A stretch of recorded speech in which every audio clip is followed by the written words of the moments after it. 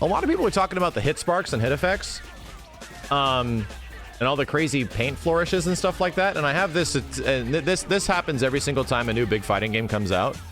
Happened with Tekken. Happened with Marvel 3. Happened with Virtual. Happened with not Virtual Fighter. Happened actually did happen with Virtual Fighter 5 Ultimate Showdown. Happened with Killer Instinct. Everyone at the beginning of a trailer complains that there's way too much hit effects. I can't concentrate. Right? Way too much going on. I just can't see what is happening, right? There's too much hit effects and things like that. I will tell you, if you play the game for more than an hour to 2 hours, it'll go away. You will literally stop seeing it. It's actually what happens in every single game. Everybody complained the fact that Marvel 3's hit sparks were like bigger than the characters, which they were. So to pinpoint some moments out of this. Oh yeah, you know I'm ready. Trying to leave each other here? At this range, many attacks can connect if you stick something out. The neutral game is very important. So, I just saw something. We haven't gotten a chance to look at a lot of mobility and stuff like that, right? We've had a lot of chance to look at, like, not had a lot of chances to look at how characters move, how fast walk speeds are, how fast dash speeds are. But we do now. Trying to leave each other? So, let's check this out. We literally see Jamie's forward dash speed and how fast his forward dash is. So we all know that they're making this very difficult. Hi, honey. Sorry. Come here. Hi, sweetie. The one thing I wanted to break down with Jamie is the fact that his forward dash is in full right here. And we can see how fast a forward dash is, right? This won't be in the video. I have no chance. I'll never get this done. Hang on a second. Forward. Is that poison? It looks like poison. So there we go. Yeah, I would say right here might be the startup. So what is the normal human reactions are approximately anywhere between 13 to 16 frames, right? And if there is if it's anywhere between like 13 to 16 frames, you really got to be looking for that forward dash in order to do something about it, right? How fast are the dashes in even Street Fighter 5 and Third Strike? Aren't they very similar speeds? They move really quick, right? I'm just going to see how quickly Jamie moves when he does his forward dash. So let's go 1, 2, 3, 4, 5, 6, 7, 8, 9, 10, 11, 12, 13, 14, 15, 16, 17, 18, 19. And it was hard to tell. It was something between like 18-ish, right? Something right around like 18 to 19, which is still pretty quick, right? That's actually kind of fast. Many attacks can... Street Fighter 5 is anywhere between like 15 to 24. Yeah. So that's a quick forward dash. Long story short, Jamie in this situation would be able to dash forward, and if you were caught unsuspecting, you would get thrown. Right? Borderline reactable, right? It's right around the reactable level, and especially if you consider online, which you have to like sort of throw away 2 to 3 frames, right? It's a quick dash. He's moving pretty fast. Are you gonna blow people up with Jamie by dashing forward and getting shit done? Yeah, it might work for quite a while. And then the dash recovery itself seems really low. I was gonna say that too. After he's done moving forward, he's already like stepping and continually progressing his movement, which is something that doesn't happen sometimes. Imagine if you're just mashing dash, how quickly you might be able to go from one to the other to the other to the other. Pretty quick, you know? And by the way, I'm just gonna throw out the trailer for Street Fighter 6 was probably made from a build that is 2 months old from right now. The Street Fighter 6 trailer was made from a relatively older build, right? That's just how trailers are made. And it's probably even older than that. The footage here, we can already tell some stuff looks way different here. In fact, the game generally in this trailer, which is just gameplay with no cuts and no crazy stuff, the game already looks faster. Funny enough, game already looks like it's gone through some significant changes in this thing. What was that? Jamie, what was the startup of what we were about to do? He was doing something, buddy. What the hell is this? And it landed what seemingly is a counter hit, right? Red flash spark happens, so this is your new counter hit. Here's your new crush counter, chat. This is the counter of the game, is what I'm assuming. Maybe a missed parry, possibly. Whatever's happening is there is a counter hit state happening at the moment, right? This is essentially your crush counter because he's hitting him in the recovery. It's literally a counter hit type thing. It's a drunken fist sort of like beep type of thing. Looks fast though, right? Yeah. If a lot of you guys are like, well, what about the big counter hits of Street Fighter V? You know, where are those? Well, there's only one Street Fighter game that has giant ass counter hits like Street Fighter V. And it's Street Fighter V. The giant counter hits that have sort of made its way into a ton of fighting games where counter hits are like the main mechanic of the game. Crushing blows, crush counter, counter, like giant shit. Like these huge, actually Alpha 3, that's a good point. I just haven't played a lot of Alpha 3. But these like hugely emphasized fucking counters are a thing that Street Fighter V has essentially made popular in a lot of 2D fighting games over the past few years. That is a good point. I've not played Alpha 3 enough to remember the fact that, yeah, they had those like lightning counters and shit like that. Hit them with a stopping bomb. More fuel to the fire. Cook them up. Breaking on them to lay down some damage without giving up ground. God damn, that walk speed from Jamie, dude. Holy hell. Drop them. Perfect parries. So, once again, we get verification that the regular parry does these like when you just hold the buttons down, they just do these like regular parries and stuff like that.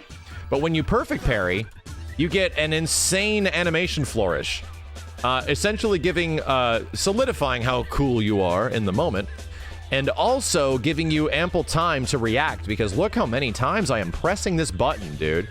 You get like a solid like 30 frames to figure out what you want to do.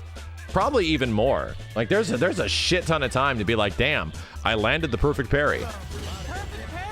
You get a shit ton of time. It's like 3/4 of a second or something like that. You know, it's a big ass moment.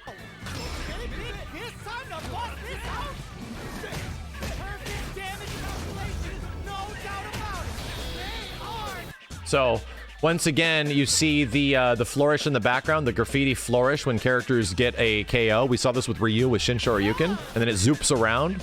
Very cool. We're not really focusing on the commentator stuff. We're just looking at the gameplay, because this is the only way. Damn. So here's an interesting shot, right?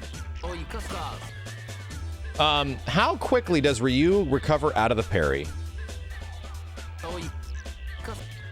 So he enters parry stance, right? Parry stance pretty quick though. He's got purple shit on his ass. Purple shit. I don't know what purple shit means. Purple shit could mean the beginning of a parry, right? So let's just say this is the beginning of a parry, right? Purple shit, purple shit, purple shit, blue shit. This could be the startup, right? Startup frames until it's active, right? Maybe that's what that is. So let's just say it starts up in 1, 2, 3, and then is active, right? The parry begins, and he lands a regular parry. This is not a perfect parry, right? Bam, perfect parry. I'm sorry, regular parry. Because it's not a perfect parry. It doesn't go into the big zoom animation. Perfect parry could be the window. Oh, that's a very good call. Purple shit could actually be the direct example and window of when the perfect parry will activate. If that's the case, then a perfect parry in Street Fighter 6 is quite literally twice as hard as a parry in Street Fighter 3, right? 3 frames? Jesus, 3 to 4 frames? Parries in Street Fighter 3, man, are like 5 to 8 frame catch windows or some crazy shit.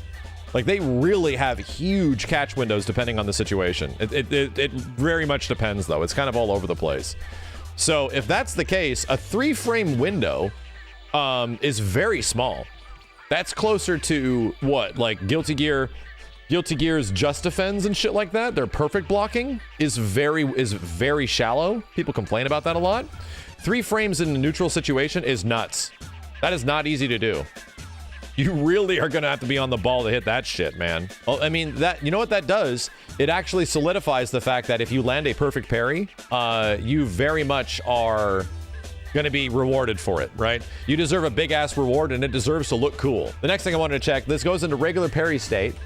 After Ryu exits regular parry state, when does it end?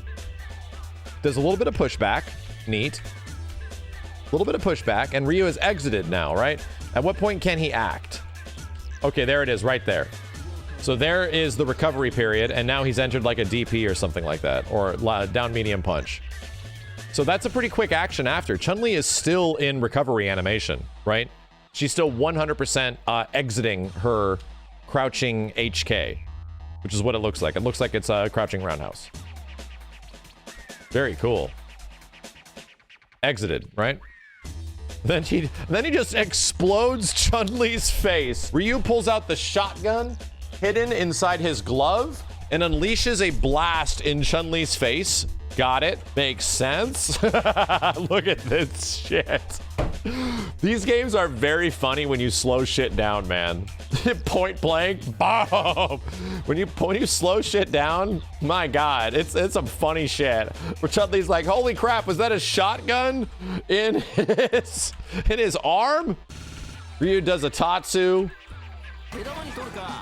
which is missing any effects, right? It's funny how this is a game that has effects all over everything, and somehow Ryu has not gotten any effects on his Tatsu yet. I'm fully expecting there to be Japanese calligraphy by the time the game comes out, spinning in circles and shit as he's doing a Tatsu. But in the very early state the game is in, or I'm sorry, the very first reveal state the game is in, there's absolutely nothing.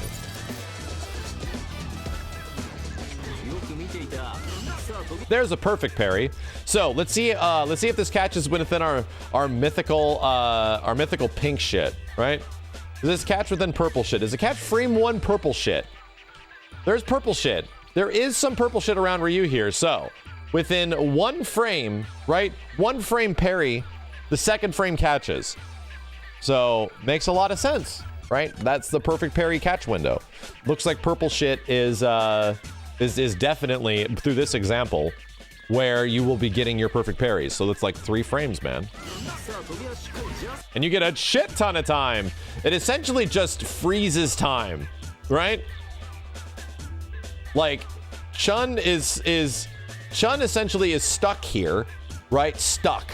And then she's 1, 2, 3. Actually, Ryu can act. It's a complete stop of time. It's a complete time spot. Right, time stop, sorry. Chun's like legs still moving, but she's not really like progressing on any frame timing, right? She has not actually gone from like her next frame of animation to her continual falling animation. Ryu is doing whatever the hell he wants, because at this point he's entered DP, and he's going into DP. So DP has what? 1, 2, 3, 4, 5, 6, 7, and that's already connected there, it looks like, right? It's acting as an anti-air. He's doing like heavy DP. Whoa! At least it looks that way.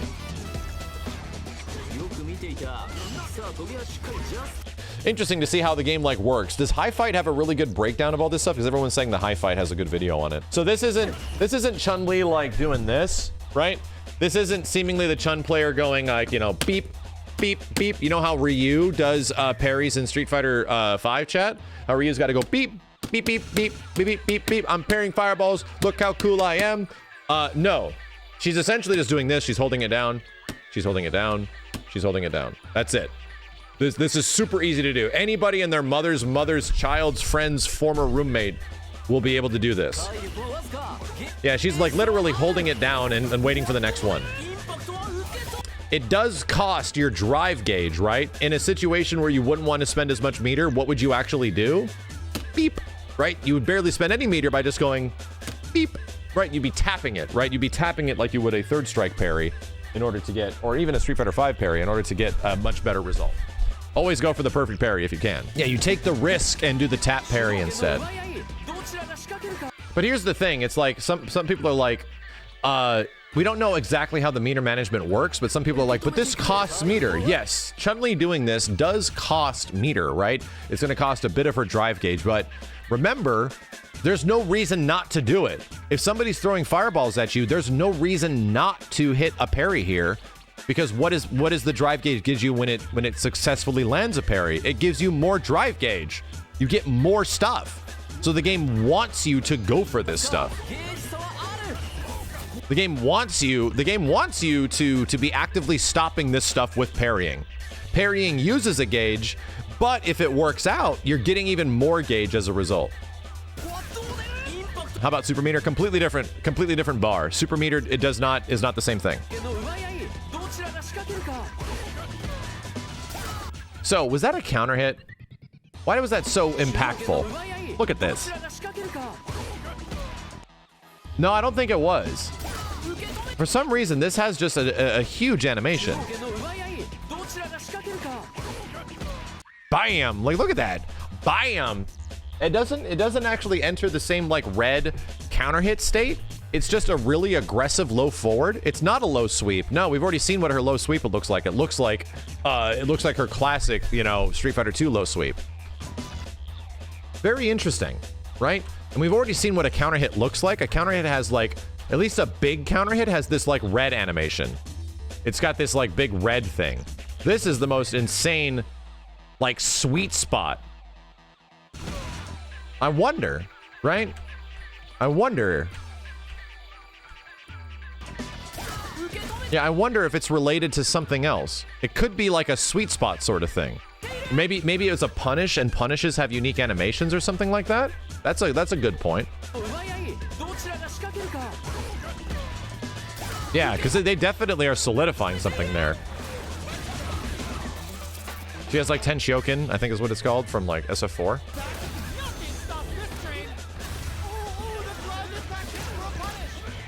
So yeah, it specifically says that's drive impact. So yeah, Jamie gets a regular parry here. Regular parry. And in fact, I wonder if we go back a few frames, we see 3 frames of purple shit before blue shit kicks in. Are we gonna see 3 frames of purple shit before blue shit? 1 frame of purple shit, 2 frames of purple shit, 3 frames of purple shit, and unfortunately, since it landed on the 4th frame, it did not count as a perfect parry. Regular parry animation. Further confirming that perfect parries in this game are fucking hard. 3 frames, man? That shit is fucking hard. That is a... For anybody that doesn't know how frame data works in fighting games, that is a very small window if you don't have any timing to work around, right? Usually if you have a combo, you have things to buffer into, like tight links, like 3-frame links or something like that, or a 1-frame link. That's not that bad, but if you're in like neutral, and you just have to perfectly time something within a 3-frame window, fucking tough. It's 1/20th of a second, yeah.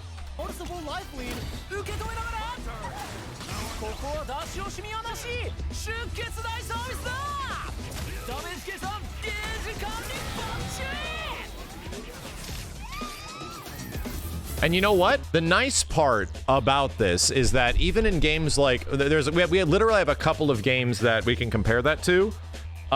There is flawless blocks in Mortal Kombat 11, and there's also perfect guards, I think is what they're called, in Guilty Gear, right? Guilty Gear Strive has, I think they're called perfect guards, where essentially you get like a reward for hitting the timing at the perfect moment, right? Instant blocks, right? No, it's called instant blocks in Guilty Gear. So if you hit an IB in Guilty Gear, you essentially negate like the frame data of a situation a bit more than you usually would, and you're allowed to recover faster. They're very good. My biggest complaint with IBs in Guilty Gear, and once again, as we explained, and flawless blocks in Mortal Kombat, they don't look cool. They should be cool. They're tough as fuck to do, right? They're actually very difficult to do. So landing them should reward this big, really, really cool looking thing that happens, but they don't. It's just sort of like, oh, the IB'd. Oh, he flawless blocked. And at least in a flawless block, it leads you like a combo, but it doesn't, unfortunately, it leads to the exact same animation that like a wake up does. So it's always weird to me that there should be some really cool reward for doing this shit. At least Street Fighter 6, a game that is arguably the most casual friendly Street Fighter has ever been. This game has a mechanic designed by developers that's only 3 frames long.